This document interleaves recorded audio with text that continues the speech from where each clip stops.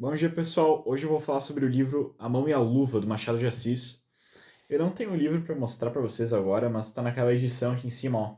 Obras completas de Machado de Assis. Edição muito legal, eu recomendo. É em papel bíblia, então alguns podem não gostar, mas tem a obra completa dele. E é muito bom de ler. É gostoso de ler em papel bíblia. É uma obra da fase romântica do Machado de Assis. É uma obra um pouco mais desconhecida. Porque geralmente quando se fala em Machado de Assis, o pessoal lembra das obras realistas dele. No caso, Quincas Borba, Memórias Póstumas de Brás Cubas, Dom Casmurro e alguns contos, né? Romances tardios dele. Mas esse livro, A Mão e a Luva, é o segundo livro dele. O primeiro foi Ressurreição, que é uma espécie de Dom Casmurro protótipo, assim, tem o mesmo tipo de trama. É sobre um jovem chamado Félix que se apaixona por uma outra menina, só que aí ele sente muito ciúme e acaba perdendo ela. E o segundo livro, A Mão e a Luva, é muito mais poético, mais profundo do que o primeiro e do que muitos outros livros do Machado. Assim, é um livro muito profundo, muito denso, apesar de ser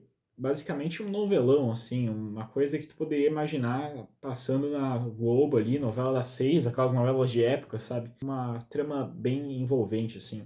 A gente tem três personagens principais, quatro, aliás. O primeiro deles é o Estevão, que é o jovem que aparece no início do livro. É um cara que tá chorando ali, ele vai na casa do amigo dele, Luiz Alves, que é outro protagonista, e ele tá chorando porque foi rejeitado pela pretendentezinha dele, chamada Guiomar, outra personagem principal. A Guiomar é uma menina, assim, de uns 16 anos, que trabalha e estuda na escola que é gerida pela tia do Estevão. Então ele vê ela todos os dias ali, tá sempre de olho na guria, até que um dia ele resolve estudar direito em uma cidade vizinha. Aí ele vai lá, chega nela e pergunta: Olha, tu vai me corresponder assim, vai me mandar carta enquanto eu estiver lá fazendo direito, essas coisas.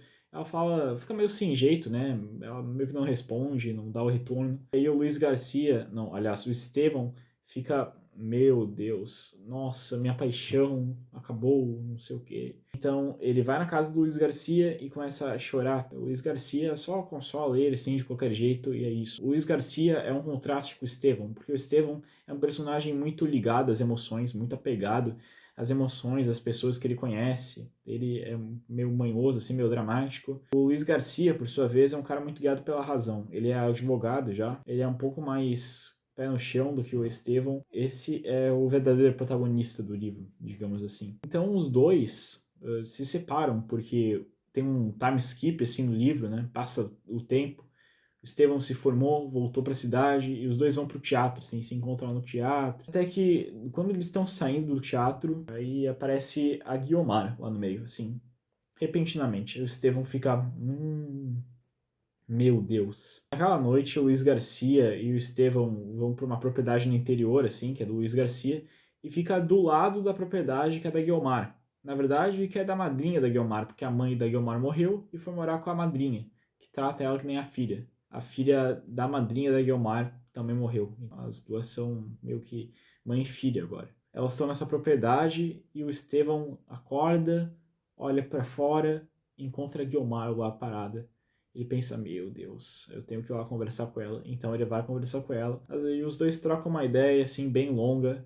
E é aí que o Estevão realmente se apaixona novamente pela Guiomar. Uns tempos depois ele se declara. E, na verdade, ele não consegue nenhum retorno. Ela continua não gostando do Estevão. Também nessa história toda tem o Jorge. O Jorge é um cara que é atraente fisicamente e ele sente bastante atração pela Guiomar. O problema é que a atração que ele sente pela Guiomar é física, e não passa nada disso, sabe? Não é algo muito emotivo, muito apegado.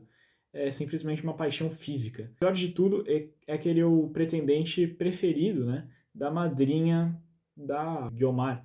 E também da senhora ali que trabalha para a madrinha da Guiomar, uma tal de Mrs.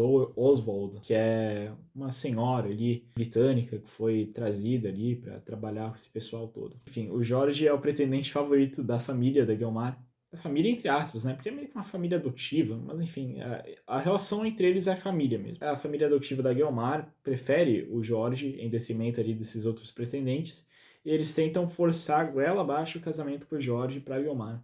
O problema é que ela rejeita, assim. Ela ouve falar que o Jorge vai tentar se propor, assim, e ela já se adianta, e na hora que ele vai propor casamento pra Guiomar, ela simplesmente recusa. No ato de desespero, mais ou menos assim, ela manda uma carta pro Luiz Garcia, que é por quem ela secretamente estava apaixonada. Ela manda ali uma carta para ele falando: me pede em casamento. E aí o Luiz Garcia mostra isso aí pro Estevão e fala: olha, eu acho que eu vou pedir a Guiomar em casamento mesmo. O Estevão fica muito irritado, abandona o amigo e os dois se casam. No final tem um diálogo entre os dois frios, assim. O Luiz Garcia fala: olha, tu parece um anjo para mim.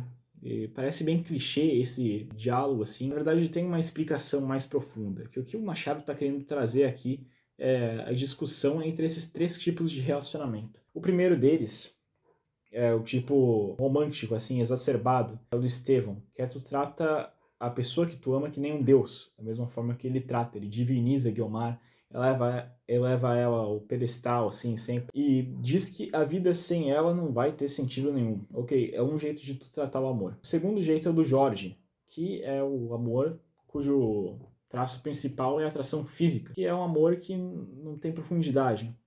Um é excessivamente profundo e o outro não tem profundidade. O terceiro é um tipo de amor platônico, na verdade.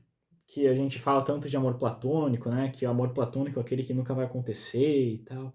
Mas o amor platônico, nesse contexto do Machado de Assis, que seria o contexto clássico do que é o amor platônico, é o amor que conduz à verdade, ao bem, ao Deus. E isso está expresso no diálogo do Luiz Alves com a Guiomar. No caso, tu é um anjo para mim.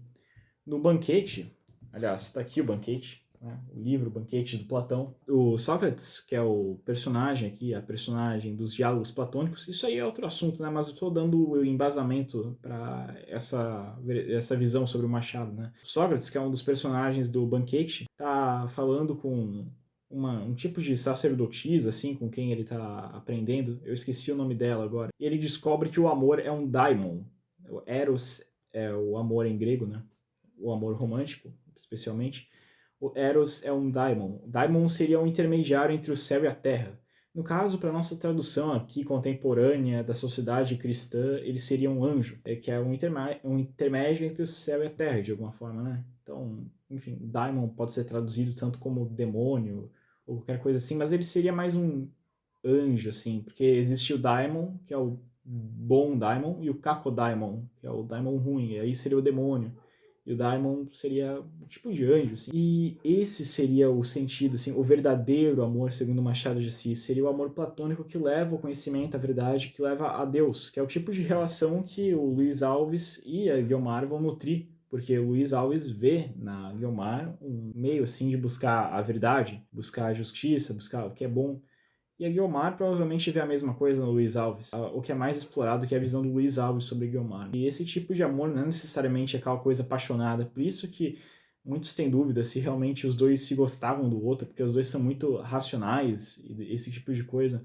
Mas na verdade não importa. O que importa mesmo é esse tipo de visão que é do amor que leva ao bem, que é o que o Machado de Assis quer pôr em jogo aqui. Curiosamente, na história do Machado de Assis, ele encontrou a esposa dele, que se chamava Carolina, assim, e os dois eram inseparáveis. Ele tinha essa visão ali de que, na verdade, com a Carolina ele se conectava com alguma coisa transcendente. Mesmo o Machado, que sempre ironizava a igreja, ironizava a religião, ele tinha esse tipo de conexão, assim, sabe, transcendente, mesmo através da Carolina. Aí depois, quando a Carolina morreu, isso aí foi lá em 1905, por aí, no final da vida do Machado, que morreu uns 4, 5 anos depois, né? Perde totalmente, assim, as estribeiras. O Machado fica depressivo, ele já era muito doente, mas a partir desse momento as doenças dele se complicam e no fim ele morreu por causa de um tipo de tumor, não era um tumor, era alguma doença em relação à garganta, umas complicações nesse sentido.